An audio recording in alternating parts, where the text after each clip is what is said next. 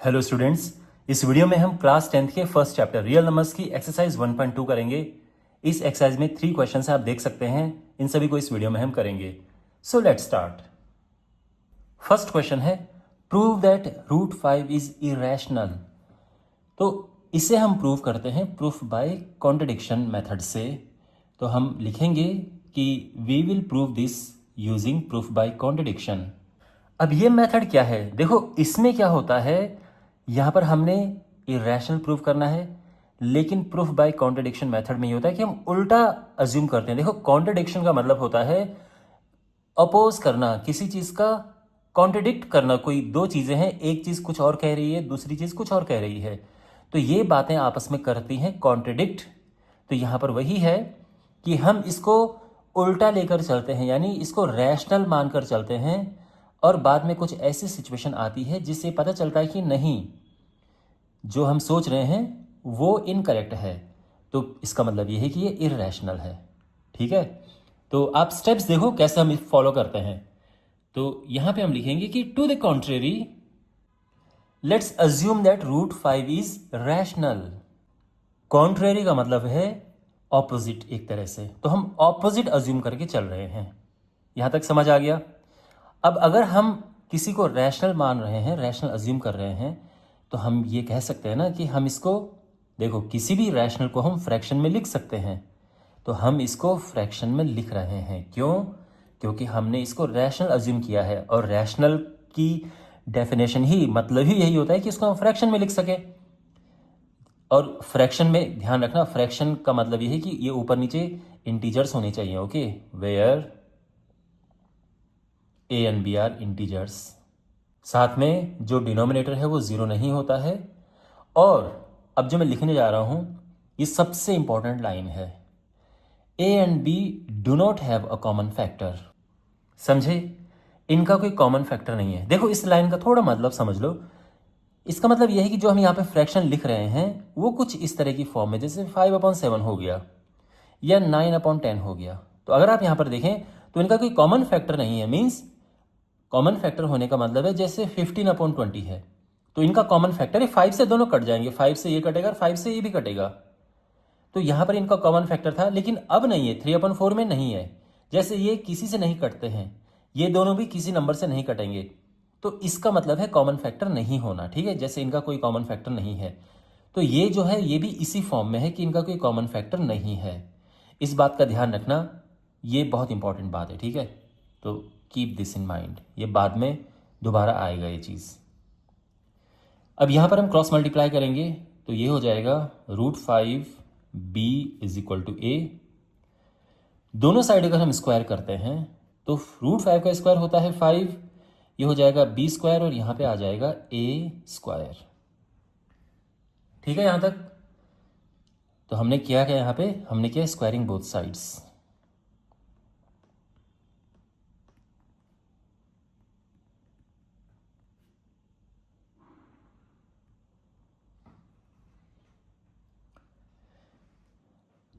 अब यहां पे आप एक इंपॉर्टेंट स्टेप समझो। हम यहां पर कहेंगे कि a² is divisible by 5, a² is divisible by 5।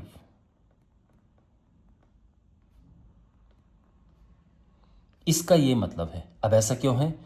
देखो अगर 5 यहां नीचे जाएगा तो a²/5 हो जाएगा ना, और वही b² आ रहा है। कहने का ये मतलब है, अगर मैं लिखूं 5 इंटू समथिंग, मान लो मैंने 20 लिखा, तो मैं ये कहूंगा ना कि जो 100 है वो 5 से डिविजिबल है, ऐसे ही ये इससे डिविजिबल है। तो यहां पर ये है, और अगर a² 5 से डिविजिबल होगा तो a भी 5 से डिविजिबल होगा।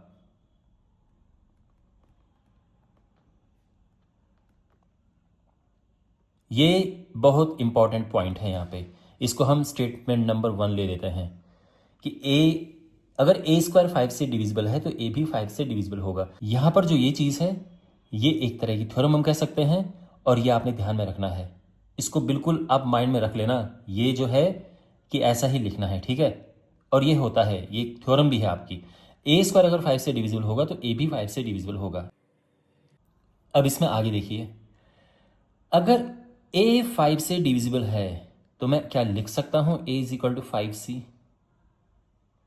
भाई ए 5 से डिविजिबल है। ये वही बात है कि अगर मैं कहूं कि अगर 20 इज डिविजिबल बाय 5 तो मैं 20 को लिख सकता हूं ना 5 इंटू समथिंग करके। ये वही सिचुएशन आ रही है। अब यहां पर दोनों साइड स्क्वायर करेंगे तो A square is equal to 25c²। Again हमने क्या किया, स्क्वायरिंग बोथ साइड्स। अब यहां पे ए स्क्वायर यहां से पुट करो, ए स्क्वायर की जगह पे क्या रखेंगे हम 5b²। ओके, क्यों? Because 5b² is equal to है a²।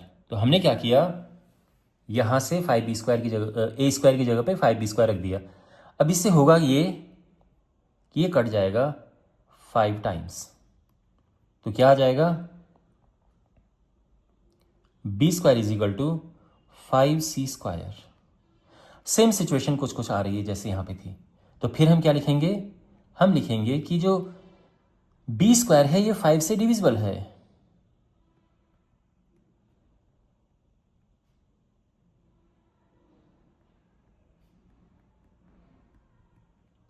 और अगर b² 5 से डिविजिबल है यानी b भी 5 से डिविजिबल होगा।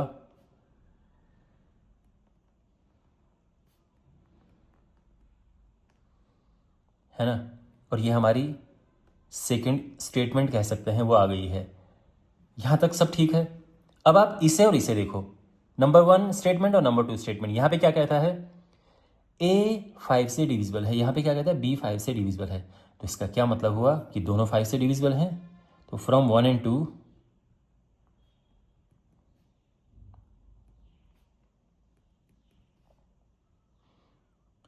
a and b both are divisible by 5।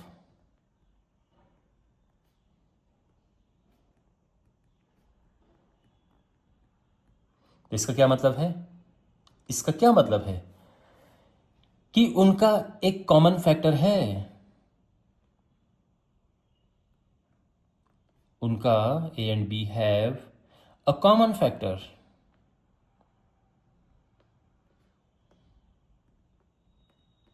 वो कॉमन फैक्टर क्या है, 5 है। समझ गया ना भाई, अगर दोनों ही 5 से डिविजिबल है तो हुआ ना ये कॉमन फैक्टर। अब आप ध्यान से समझो इस बात को और इस बात को, देखो क्या कहती है ये बातें। यहां पर लिखा है a and b have a common factor, और ऊपर क्या लिखा है कि a and b do not have a common factor. इसका मतलब क्या हुआ कि दोनों बातें एक दूसरे को अपोज कर रही हैं, कॉन्ट्रडिक्ट कर रही हैं। ठीक, तो यही हम यहां पे लिखेंगे कि जो ये बात है, दिस कॉन्ट्रडिक्ट्स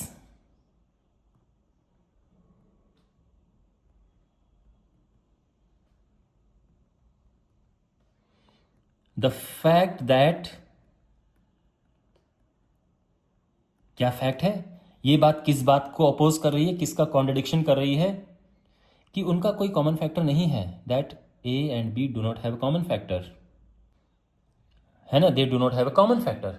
ये उस बात का अपोज कर रहा है। और ये क्यों हुआ, अब यहां पर आपने जो लिखना है इसको तो आप रट ही लेना। दिस कॉन्ट्रडिक्शन हैज अराइजन, ये कॉन्ट्रडिक्शन अराइज हुआ है, ये आया है, ये जो ऑपोजिट बातें आई हैं ये क्यों आई हैं, because of our incorrect assumption. That, क्या इनकरेक्ट अजम्पशन थी हमारी, क्या हमने सोचा था उल्टा कि √5 is rational. Therefore we can say that √5 is irrational. Okay, hence proved. तो बिल्कुल आपको ये ध्यान में रखना है कि इसी तरह से आपको लिखना है, बिल्कुल यही फॉलो करना है और आपको पूरे नंबर मिलेंगे। तो आप इसकी प्रैक्टिस करो, 2-3 बार इसको लिखो। और बहुत इंपॉर्टेंट क्वेश्चन है एग्जामिनेशन पॉइंट ऑफ व्यू से, बहुत बहुत ज़्यादा इंपॉर्टेंट।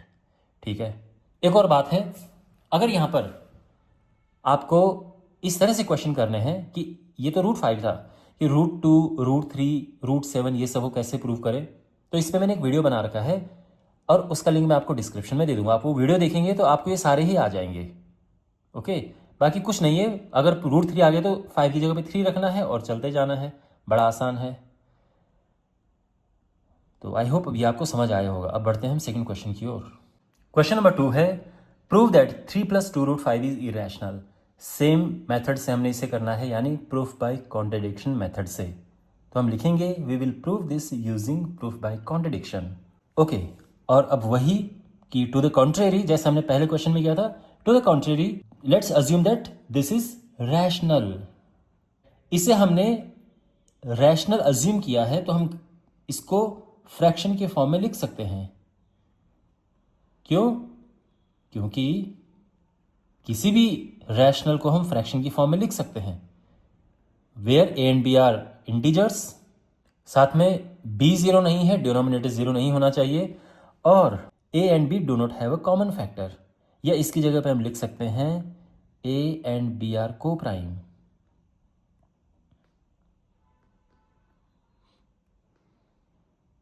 ध्यान रखना, को प्राइम का मतलब ही है कि उनका कोई कॉमन फैक्टर नहीं है, ठीक है। जैसे 8 और 9 है, इनका कोई कॉमन फैक्टर नहीं है ना, तो ये को प्राइम हो गए हैं। तो ये कहीं नहीं सेम बात है, जैसा हमने पीछे कहा था कि उनका कोई common, a and b do not have a common factor, यहाँ पे हमने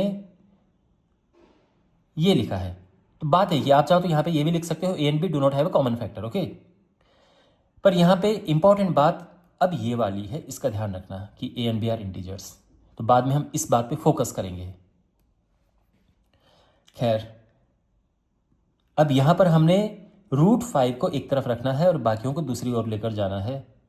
इस तरह के सभी क्वेश्चन में हम यही करेंगे कि जो प्योर एकदम शुद्ध रूट वाला है उसको हम लेफ्ट साइड रखते हैं और बाकी को राइट में। थोड़ा इसको सिंप्लीफाई करेंगे, एलसीएम होगा तो ये 3b आ जाएगा अपॉन b, और ये नीचे आएगा तो √5 हो जाएगा क्या, a - 3b अपॉन 2b। समझ आ गया इतना? आई थिंक कोई मुश्किल नहीं है अभी तक तो। अब इसके बाद क्या लिखना है ये देखो, since a and b are integers,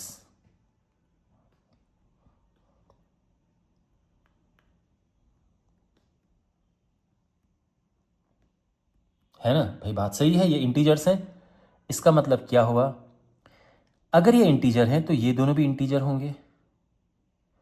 तो इससे ये होगा कि a - 3b upon 2b is rational.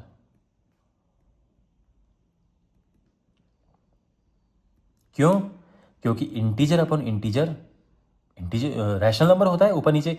भाई अब आप ये सोचोगे कि ये इंटीजर क्यों हुआ, अगर ये इंटीजर है, ये इंटीजर है, तो ये भी इंटीजर होगा ना। भाई दुनिया का कोई भी एक इंटीजर उठाओ a, और कोई भी दूसरा इंटीजर उठाओ, यहाँ पे पुट कर दो, वो नंबर इंटीजर आएगा। इसमें हमें इतना लंबा एक्सप्लेनेशन कोई देने की जरूरत नहीं है, हमें बस इतना लिखना है। और नीचे भी इंटीजर है, इंटीजर में 2 से मल्टीप्लाई करेंगे तो भी इंटीजर आएगा। ध्यान रखना b जीरो नहीं है, okay, b is not equal to zero, ये हमने पहले कहा है, तो b जीरो नहीं रख सकते। उसके अलावा कोई भी इंटीजर रखो, 2 से मल्टीप्लाई करेंगे तो वो इंटीजर ही आएगा, यानी ये रैशनल है, ओके। और इससे क्या होगा, इससे होगा कि ये भी रैशनल होगा।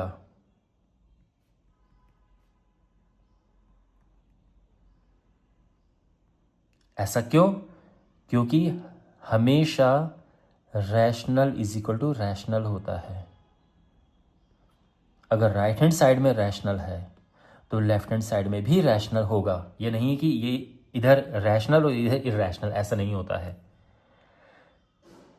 लेकिन हम जानते क्या हैं, हम ये जानते हैं कि √5 एक इरैशनल नंबर है, ये हमें पता है। और यहां पर क्या निकला, ये निकला रैशनल। हमारी इस कैलकुलेशन से तो रैशनल निकला, बट सत्य बात क्या है, ट्रूथ है कि ये इरैशनल है। तो हो गया ना कॉन्ट्रडिक्शन। तो यही हमें यहां पे लिखना है, this contradicts the fact that √5 is irrational, है ना। √5 इरैशनल है, ये तो सत्य बात है, और हमारी यहां के अजम्पशन से आया कि ये रैशनल है, तो यानी इनमें एक कॉन्ट्रडिक्शन है। और ये कॉन्ट्रडिक्शन क्यों हुआ, तो वही हम लिखेंगे, this contradiction has arisen because of our incorrect assumption. और इनकरेक्ट अजम्पशन क्या थे हमारी, दैट जो क्वेश्चन में है क्या है, 3 + 2√5 इज रैशनल।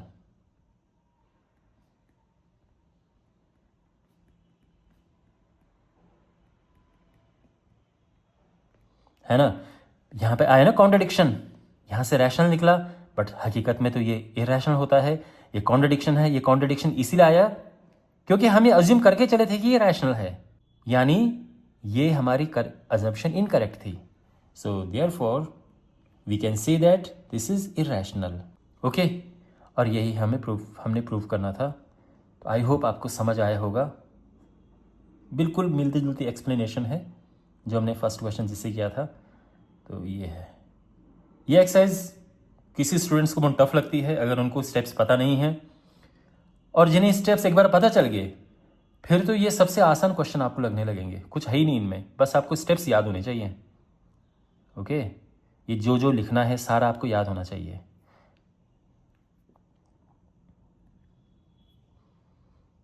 अब हम क्वेश्चन नंबर 3 की ओर बढ़ते हैं।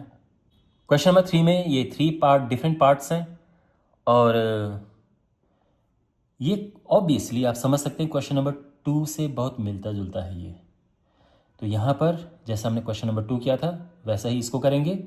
ओके, और मैं चाहूँगा कि यहाँ पे आप पेन एंड पेपर लें और साथ साथ में ट्राई करें। तो पहले फर्स्ट पार्ट को लेकर चलते हैं। वही लिखेंगे कि we will prove this using proof by contradiction, और फिर आगे। और अब क्या लिखना है कि to the contrary let's assume that this is rational. और अगर हमने इसको रैशनल अज्यूम किया है तो इसको a/b की फॉर्म में हम लिख सकते हैं। और फिर वही where a and b are integers and a and b are coprime. समझे ना, को प्राइम का मतलब कि उनका कोई कॉमन फैक्टर नहीं है, they do not have a common factor. अब मैंने क्या कहा था आपको ऐसे क्वेश्चन में कि लेफ्ट साइड तो रूट में होना चाहिए, प्योर रूट में होना चाहिए, कोई अपॉन में नहीं, कोई उसके साथ कुछ नहीं होना चाहिए। इसके लिए हम क्या करेंगे, इसको पलटेंगे। तो इसको हमने पलटा, ये √2 पर आया और ये b/a, ठीक है ना। और अब यहाँ पे ये हमने इस तरह से लिख दिया है। और फिर वही same, since a and b are integers therefore जो b/a होगा वो एक रैशनल नंबर होगा। देखो पिछला क्वेश्चन देखो आप, पिछले क्वेश्चन में हमने क्या किया था कि हमारे पास ये था, फिर हम इसको इधर उधर ले गए थे क्योंकि इसमें थोड़ा कैलकुलेशन करने को था, लेकिन यहां पर ऐसा कुछ कैलकुलेशन करने को है नहीं।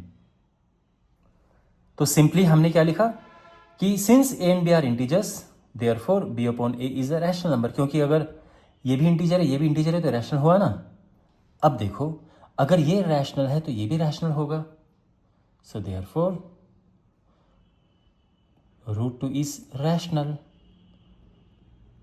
और इसका रीजन वही है।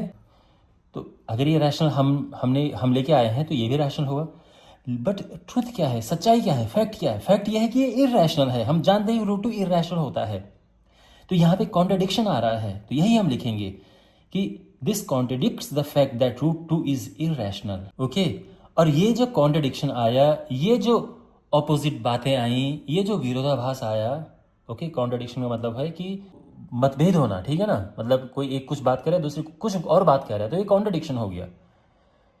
तो ये क्यों आया? Because of our incorrect assumption. Okay, और हमारी इनकरेक्ट अजम्पशन क्या थी? स्टार्टिंग में हम ये अज्यूम करके चले थे that 1/√2 is rational.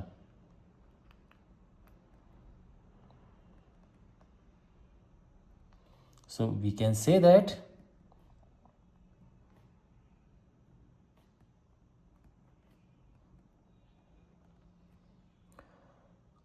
(1/√2 is irrational.